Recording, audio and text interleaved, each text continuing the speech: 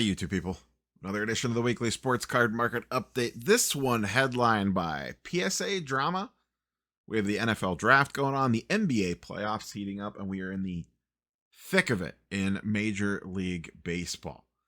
Let's start right out of the gate with the PSA Drama. Two separate stories that are very related to each other, and the devil is in the details on these, and I think a lot of people are missing that. So let me lay out the first one, because this is the one that's been getting all the attention, and the second one of this popped up in a Facebook group that I'm in. But first, so this submitter dropped off cards at a Card Vault PSA drop-off event. Those cards went to PSA.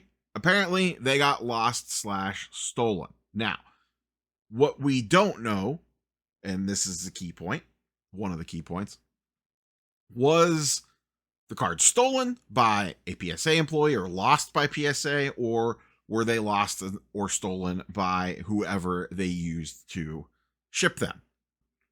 One of the things I think people don't realize when you go to these grading drop-off events, and this is not just PSA, this is ComC, this is CGC, SGC, when they used to do them, most of the time, not always, but a large majority of the time, the cards are getting packaged up and shipped back to the grading office. It's not like you're handing your cards to the PSA representative, the CGC representative, the ComC representative, and they are hand delivering those cards to a grading office. They're not getting on a plane with them. They are putting them in a box. I don't know what they use, FedEx, UPS, USPS, whatever, and shipping them off. So just because you're going to a drop-off event does not mean that your cards are not going through the mail. I don't think a lot of folks realize that. So we don't know if this is on PSA or on the delivery service. That is part one, I guess, of this, or a bullet point of this story. And here's where the problem comes in. And it goes back to the old declared value. And listen, you can love declared value. You can hate declared value. Most people hate it. Most people think it's confusing, whatever the case might be. The problem is, if you choose to submit with PSA, you are playing by their rules. If you hate PSA and you think they are the scum of the earth and are scam artists, then don't use them. If you are going to use them, you have to understand the rules of engagement. And now there's been some back and forth on, oh, this was a new collector. Well, it turns out that this guy has done thousands of submissions. In his words, he did an interview with Boston Card Hunter. In the early part of that interview, it was presented like he was a new collector, when in reality, he is not. Now, he has never done a drop-off event before, but he has done plenty of submissions, in his own words, the PSA. So he understands the process. And once again, this goes back to, if you choose to engage with PSA, if you choose to grade with them, you are playing by their rules. And it sucks.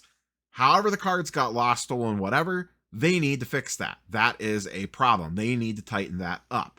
They also need to tighten up the response window, because according to this, and there was a lot of details missing in this post and still have not been made light in the interview, it took 4 months to get the cards, or to get information back from PSA, in his words. That also needs fixed. Their customer service response time needs to be better on issues like this, 1000%. But here's the ultimate problem. In the submitter's words, the cards are worth $25,000.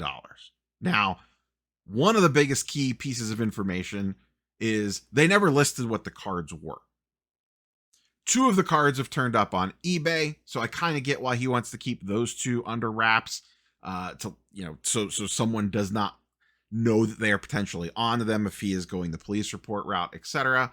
But there has been no allusion to what the cards are, so we are 1000% taking the submitter's word that they are worth the $25,000 that he claims. For the sake of this argument, let's say that they are. The cards are $25,000. Raw value. He submitted them at $12,500 declared value to save money on the submission. That's the ball game right there. The cards went missing. PSA offered him $12,500 because that's what he put for the declared value, and want him to sign an NDA, which is standard practice.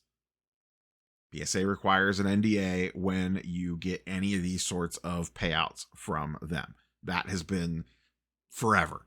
That has been going on. Pre-Nat Turner, I believe that was in place. So that is nothing new, the NDA part.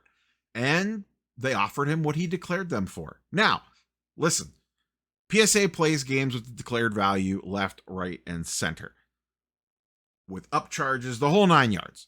There are edge case issues where things flip the other direction all the time. But this is pretty blatant. The cards are worth $25,000. The guy insured them for $12,500. That's the ball game right there, folks.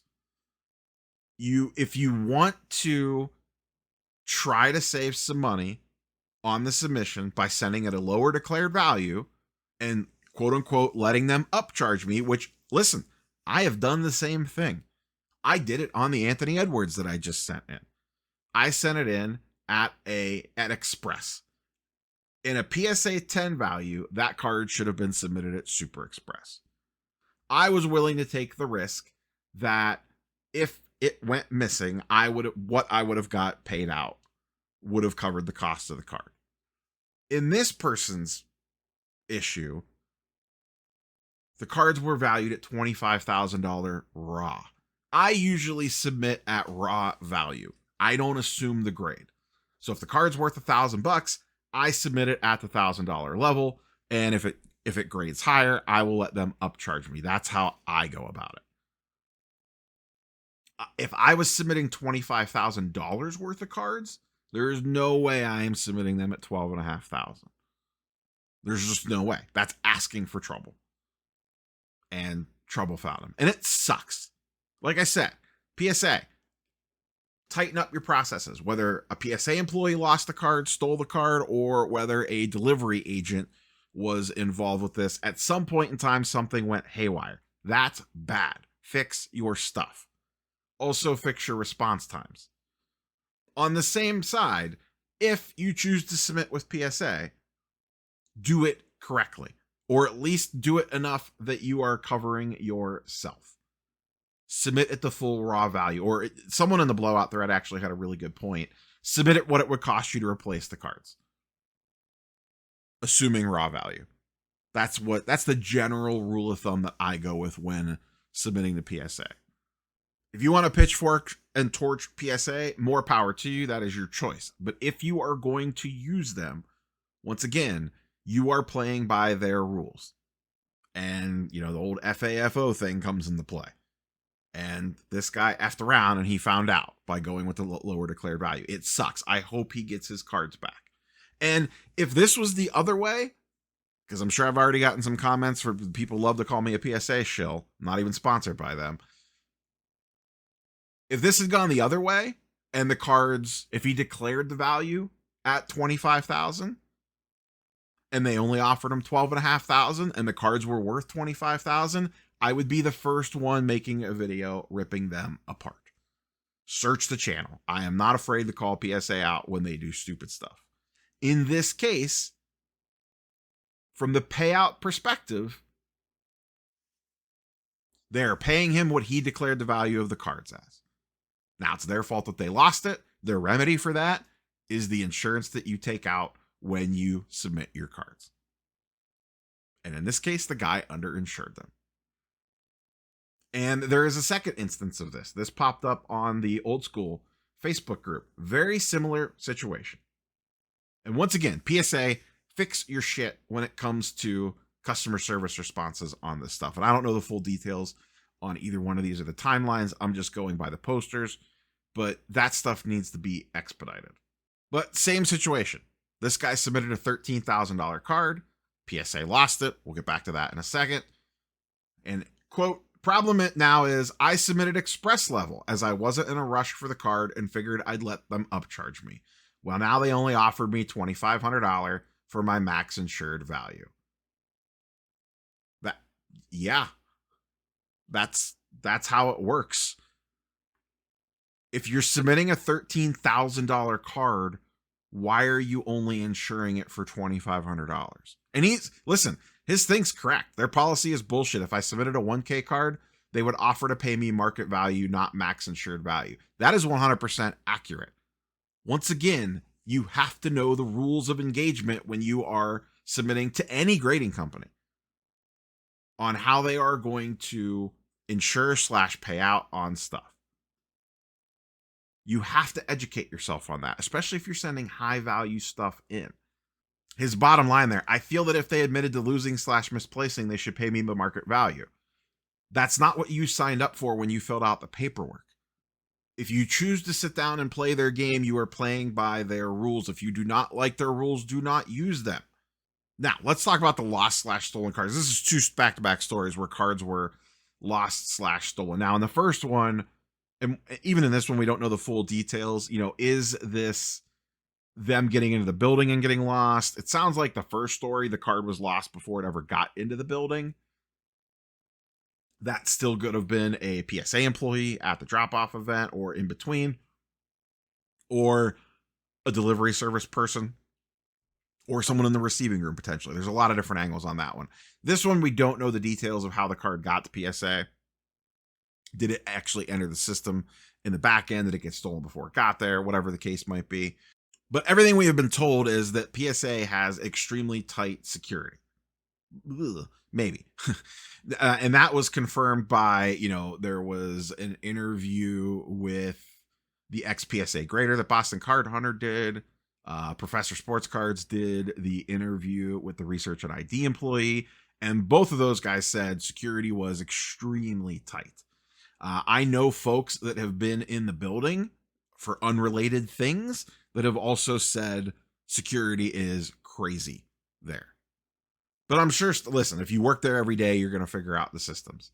And I don't know if this is some major problem security-wise, or is this just the law of big numbers? They're getting, I don't know, millions of cards a month. They're at least grading millions of cards a month. They're probably getting millions of cards a month. If their error rate is 0.1%, that's still quite a big number of stuff happening, whether it's lost, damaged, stolen, whatever. Regardless, the big thing that I would like to see, and this swings right into my wheelhouse because this is part of what I do for a day job, is account management level stuff, responding to issues, digging into things like this for customers and clients is part of what I do out in the field. And slow response times on stuff like that drive me nuts. I would love to see that tightened up. If something is going haywire, especially on submissions, the response time back to customers should be very fast on that stuff. It should not take weeks. You should not give people the runaround on this stuff. Just whatever happened, own it, figure out the situation, and move on. So they 1000% need to improve the customer service aspect ratio of all this. And a lot of this will just be solved if they had faster turnaround times, but that's a whole other conversation. So, to sum this all up, PSA, fix your shit. If you're submitting the PSA, make sure you are declaring at the correct values. At least my rule would be, at least for me, and everyone do whatever you want, how I choose when I submit to them is basically raw value of the card. If this card got cut in half while it was in their possession, what would it cost me to replace it? And that's what I am declaring that value as. And then you could fight your war with them after the fact, because yeah, you'll probably have to fight with them on the payout potentially. Both situations suck, but you have to make sure that you are playing by their rules. If you don't like their rules, don't send them cards. Join the boycott. All right, didn't think I would spend 15 minutes on that, but I felt that it was worth digging a little deeper into. And once again, when you see situations like this pop up, what are the details? What are the cards? What was the declared value? All right, moving on. Speaking of PSA, one actually nice thing that they are doing lately, and this actually spurs from when I had Ryan Hogue on and interviewed him a few months ago, that they had shared some interesting data way back then about fake Jordans. And in the course of that interview, I asked them about sharing other information because they have the direct insight on how these cards are grading and why they're grading the way that they do. And it would be nice every once in a while if they would throw out some education pieces, and they have been doing that about once every couple of weeks or so. There's no real cadence to it.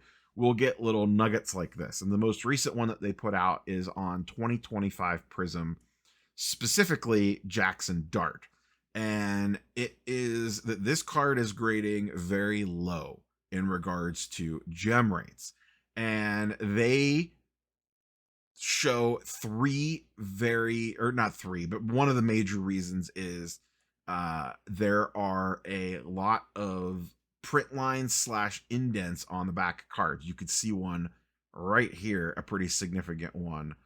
A lot of times these are roller marks, or they're called roller marks. In a lot of cases, they are pretty light and they don't really affect the grade. But in this case, you can see this one is much deeper. And this isn't uncommon. We've seen this in the past where particular cards, like one particular card in a set, will have a much lower gem percentage than the other. Think the 2017 Mahomes, the Trevor Lawrence rookie. There was an issue with a Lamar Jackson Prism base card, I believe.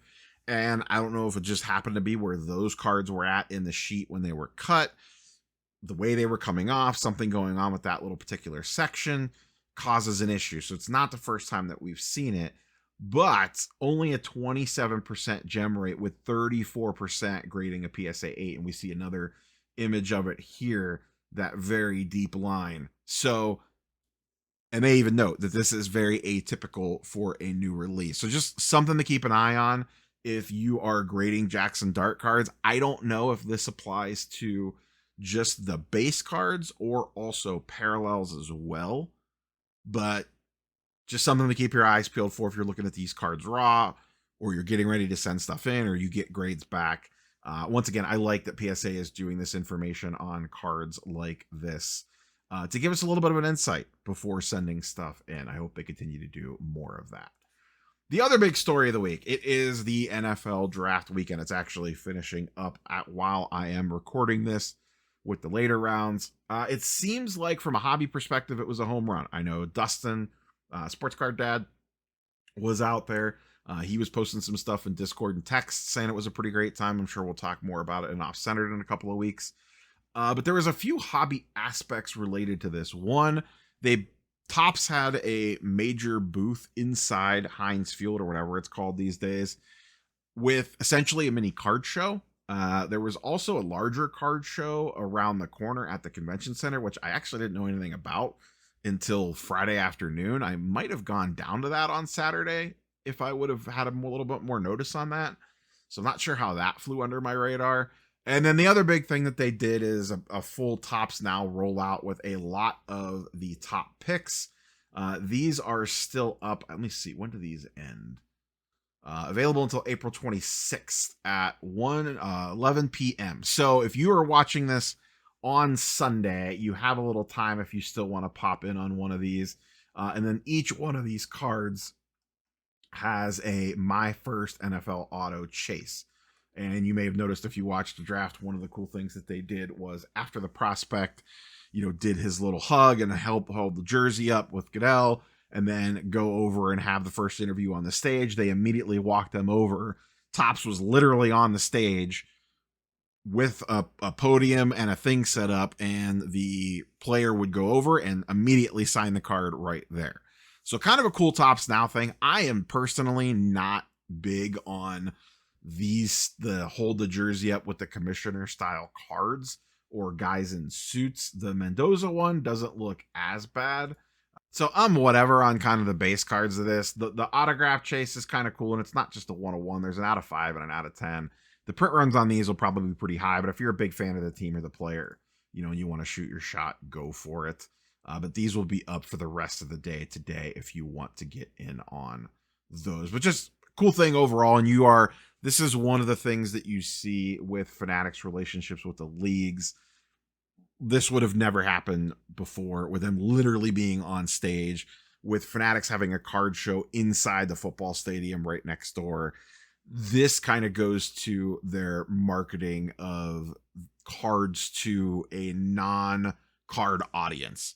Like having that card show at the draft, I imagine, and I'd be curious to hear from some of the dealers. I know Indie Card Exchange was there. I know Jeff was there from Sports Card Investor. I forget who else was set up there. They had a handful of shops. Card Vault was there. They basically had one shop representing each conference.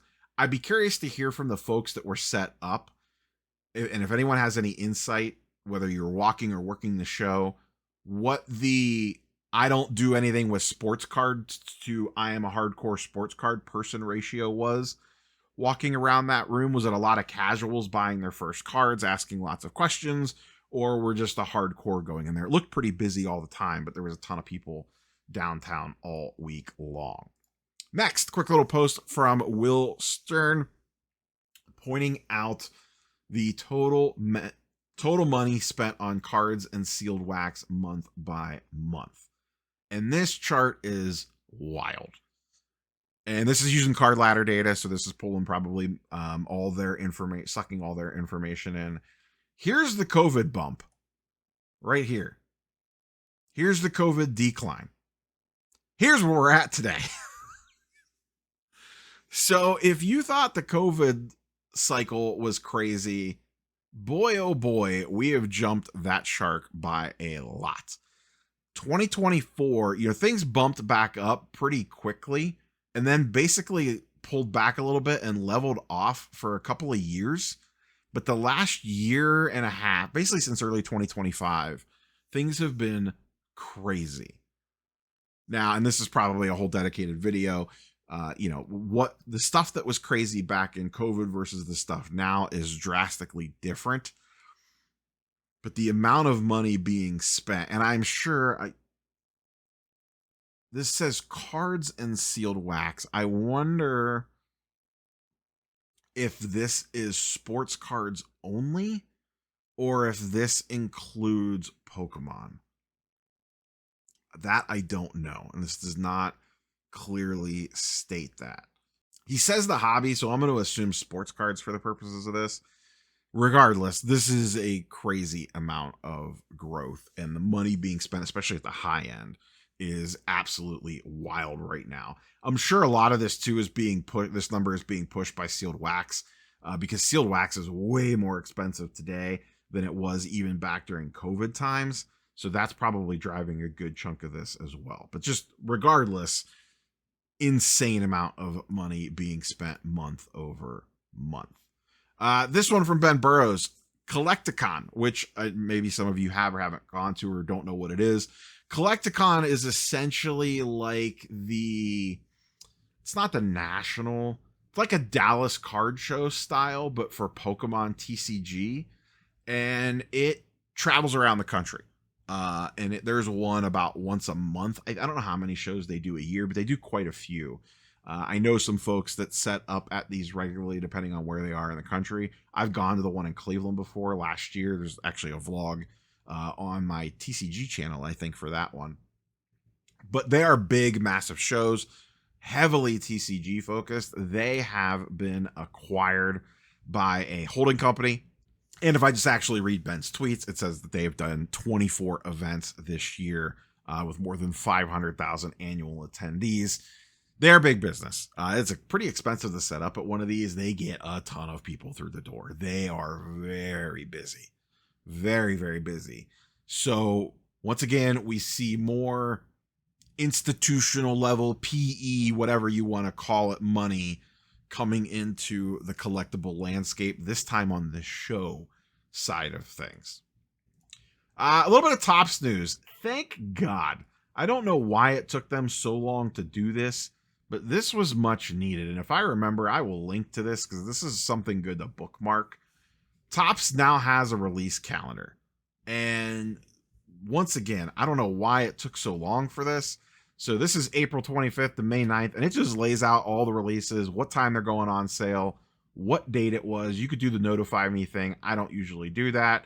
So as we could see here, upcoming in the next few weeks, Cosmic WWE. I know that's a very popular baseball and basketball set. It's never done it for me. There's some cool inserts in there, I guess. I don't know if I'll go after this one or not. We have a soccer release, signature class. This is a new release from them. We don't really know much about this yet either. Seems autograph heavy. I looked at the preview images. It looked like there was a lot of sticker autos, which I don't love. Definitive baseball, that will be ridiculously expensive. That's a higher end product. Topps Chrome Black. Actually, you would never, here's how I'm going to say this. I would never want to open Topps Chrome Black. There's a lot of really nice cards that you could buy for very cheap after release of Topps Chrome Black. I like the design of a lot of those cards. I like the look of a lot of those cards. They don't hold near the value of some of the upper tier sets. And the box format makes it extremely rough to open. But set some safe searches for your favorite players. There are some really nice looking cards out of Chrome Black. May 1st, Topps Chrome Football. This is mega boxes, I believe. This will be a big one. This is going to be expensive. You're not going to be able to buy them. People are going to be pissed. I will probably set safe searches. WWE Topps Royalty. That is going to be one of Topps's new high-end products. And then following that, once again, a big one. It's going to be expensive. You're going to get smoked if you open it. You're not going to be able to buy it. Topps Dynasty Baseball. And this will be the 2025 class. So pretty big rookie class there. That's going to be a big one. Star Wars Masterworks. I'm curious to see more details on this, but what I saw at the Topps Industry Conference, this seems like it's going to be a pretty loaded set. Once again, I will probably not be buying and ripping. I will be setting safe searches. Signature Class Football, repeat Signature Class Basketball. Topps Chrome Platinum's never done it for me. 30 years of Toy Story, cool. I would probably want to chase. I won't chase, but if I was going to, it would be the autos. Not for me. Bowman Basketball, I believe this is mega boxes. Soccer, don't care. UFC, don't care. So we'll keep an eye on this on the weekly going forward, but this is a good one to bookmark and just check every once in a while. Shout out to Topps for putting this together. You won't be able to buy most of these products. Either bots will get them or they'll be EQL drop and you will lose.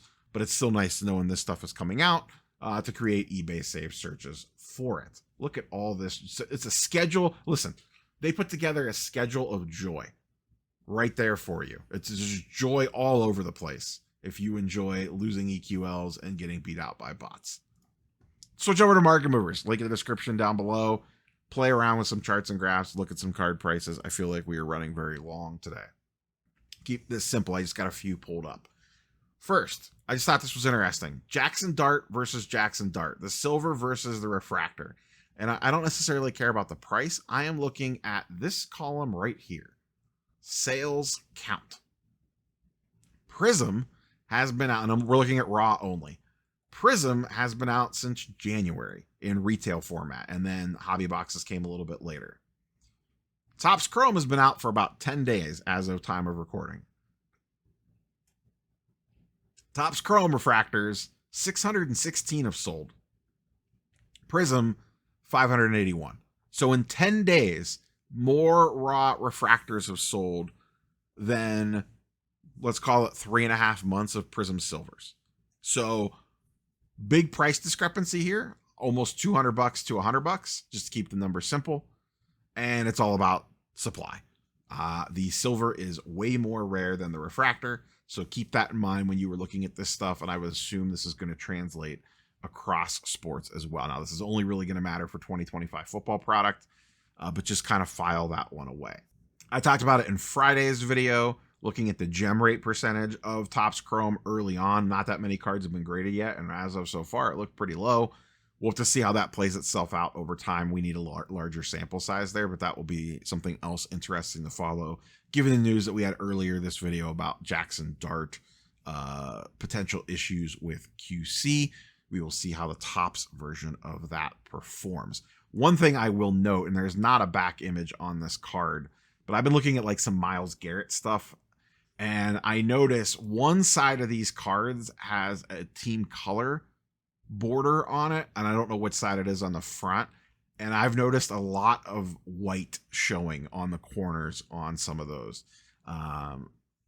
Always check your back corners. It's something that gets overlooked a lot, and especially if they are darker in color. you can really get hosed on those with just a little tiny, even if it's just the smallest little speck, it stands out like a sore thumb when there is a black border or a dark colored border on the back of the card. Like I said, I have noticed that personally, just looking at Myles Garrett and Carson Schlesinger rookie autos, seeing a lot of little like edge chipping and corner chipping on that side of the card where that dark border is. NBA playoffs are in full swing, and some players' cards are spiking because of it. This is Silver Prisms over the last 30 days. Some of the guys, not all of them, going up a decent chunk. No surprise, SGA up 30%. They look fantastic. We'll see what happens with the Jalen Williams injury, but they are cruising through the first round. Stephon Castle has had a great close to the season and a great start to the playoffs, up 27%. We'll see what happens with Wemby. He got that nasty looking concussion the other night. Did not play in game 3, but they won anyway. Tyrese Maxey, they did drop down one game in that series, but he was pretty phenomenal in that game. His stuff is up about 45%. And then the big one, Scoot Henderson. Holy smokes. Dig into the back of your value bins, folks. Scoot Henderson up 108% as he has had a great start to that playoff series versus San Antonio. I think 2 out of the 3 games he has been excellent and been playing excellent defensively for a while. Had a nice little low-key bounce back season once he got over his injuries the later half of the season, but has looked fantastic in the playoffs. And remember, he was a very highly rated prospect. And I think we forget about this in the NBA because we see so many of these guys hit right away, like a Cooper Flag. And then there are a lot of guys that do just break out a little later. Like Tyrese Maxey is a perfect example of that. Tyrese Halliburton, not to use another Tyrese, but similar thing. Like they weren't all NBA year 1 or year 2. It took a little bit of seasoning before they got there and they finally had their breakouts. And this happens quite a bit. You can prospect a little bit in the NBA to a degree.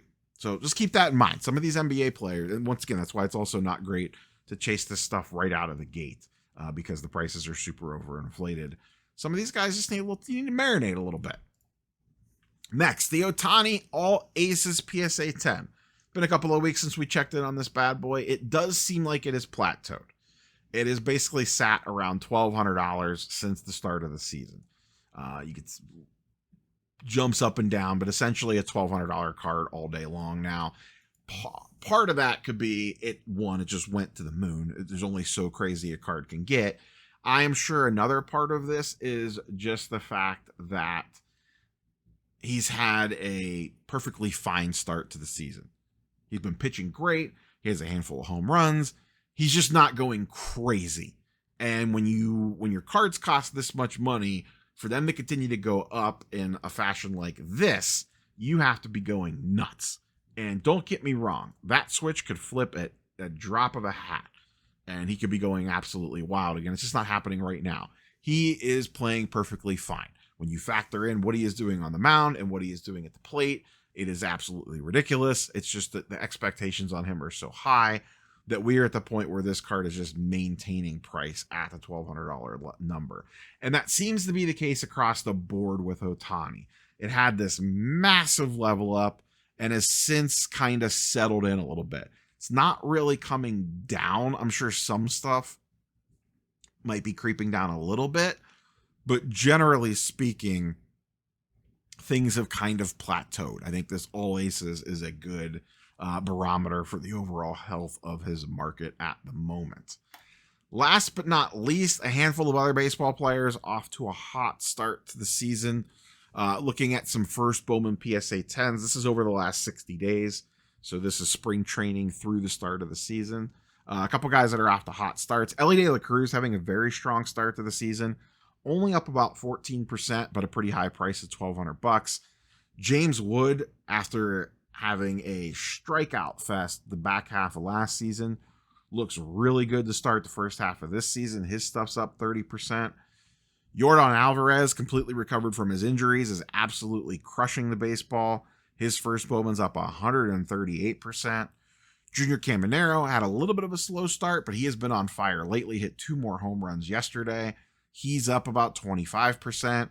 And then Nico Horner for the Cubs having a very strong start to the season, really helping a couple of my NFBC teams. He is up 50%. We will wrap things up there. I am roaming around my local Canton show as you are all watching this. Hope everyone has a fantastic week. Blank slate for, actually, I do know one video I'm doing this week, but other than that, blank slate for content this week. We will see what pops into the whole old noggin. As always, curious for your thoughts and comments down below. Catch you on the next one. Peace.